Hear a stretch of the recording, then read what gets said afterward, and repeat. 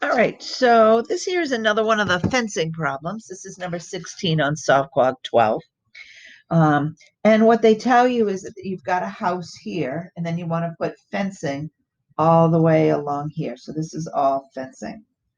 And they tell you that you have 60 meters of fencing, and they want you to solve for X, this length right here.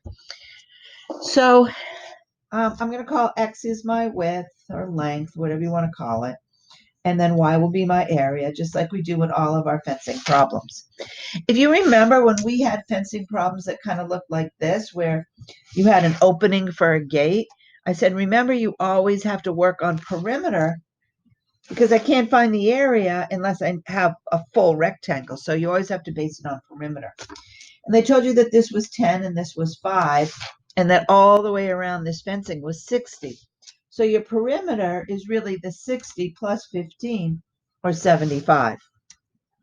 So you kind of have to think of your rectangle like this, where, this here is going to be 10 and this here is going to be 5, because it's going to actually end up being the same way. So if I base it on my perimeter, you don't really need that.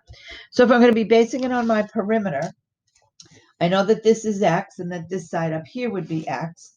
And I have 75 meters, I guess, of places that I need to take care of.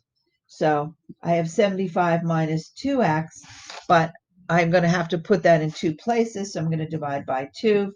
So this will be what? 37.5 minus X, if I'm going to have that. So that's what the expression here would be, 37.5 minus X.